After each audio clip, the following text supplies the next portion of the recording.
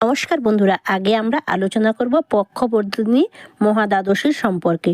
দশমীর অর্ধনিশা থাকবার পর একাদশী হতে ক্রমাগত বৃদ্ধিপ্রাপ্ত হতে হতে অমাবস্যা বা পূর্ণিমাতে বৃদ্ধিপ্রাপ্ত হলে পক্ষবর্ধিনী মহাদ্বাদশী হয়।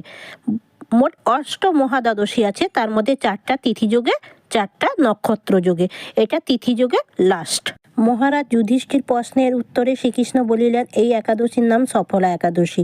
নাগগণের মধ্যে শেষ বা অনন্তনাগ শ্রেষ্ঠ, পক্ষীগণের মধ্যে গরুড় শ্রেষ্ঠ, যজ্ঞগণের মধ্যে অশ্বমেধ যজ্ঞ শ্রেষ্ঠ, নদীগণের মধ্যে গঙ্গা শ্রেষ্ঠ, দেবতাগণের মধ্যে বিষ্ণুদেব শ্রেষ্ঠ, মনুষ্যগণের মধ্যে ব্রাহ্মণদেব শ্রেষ্ঠ। তেমনি সকল ব্রতগণের মধ্যে শ্রেষ্ঠ হচ্ছে একাদশী ব্রত। 5000 বছর ব্যাপী তপস্যার পুণ্য ফলে এক একাদশীতে ব্রত করলে লাভ করা যায়। আমার অতি প্রিয়তমা একাদশী তিথি পালনকারী কখনো দুর্গতি লাভ হয় না। চম্পকনগরের রাজা মহিষ্মান, তার 4 জন পুত্রের মধ্যে লুম্বক জ্যেষ্ঠ।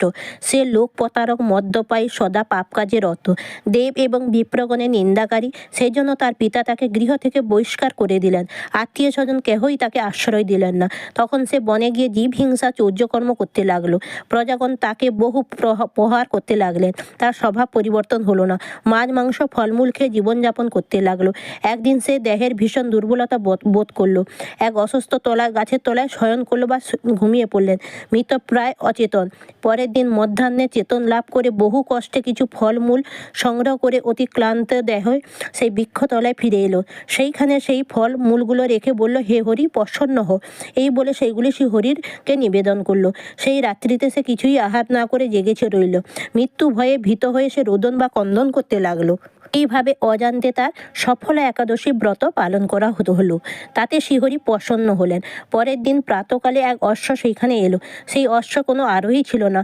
লুম্বক চারিদিকে তাকিয়ে দেখলো, কেহই সেখানে নেই। সহসা আকাশবাণী শুনতে পেল, হে রাজকুমার, নিষ্কণ্ঠ রাজ্য ভোগ করো। এই অশ্বে পিঠে চড়ে পিতার নিকটে যাও। গতকাল সফলা একাদশী ব্রতর পালনের জন্য শ্রীহরি তোমার প্রতি সন্তুষ্ট হয়েছে। তখন লুম্বক সেই অশ্ব পিঠে চড়ে পিতার কাছে গেলেন। পিতা সমাদরে তাকে গ্রহণ করে রাজ্যভার দিলেন। সুখে রাজ্য ভোগ করল লুম্বক। তার দ্বারা সফলা একাদশীর ব্রতের সুন্দরী স্ত্রী, সৎপুত্র সকলেই লাভ করলেন। ভক্তি ভরে সফলা একাদশী ব্রত পালন করলে ইহলোকে যশ লাভ করা যায়, পরলোকে মুক্তি পাওয়া যায়। সফলা একাদশী ব্রত পাঠ বা শ্রবণে অশ্বমেধ যজ্ঞের ফল লাভ করা যায়, ত্রিজগতে ধন্য হওয়া যায়। ছিল বন্ধুরা আমাদের আজকে পক্ষবর্ধিনী মহাদ্বাদশী ব্রত এবং সফলা একাদশীর ব্রতের মাহাত্ম্য। হে গোবিন্দ, হে গিরিধারী লাল, আমার হৃদয়ে তুমি থাকো চিরকাল।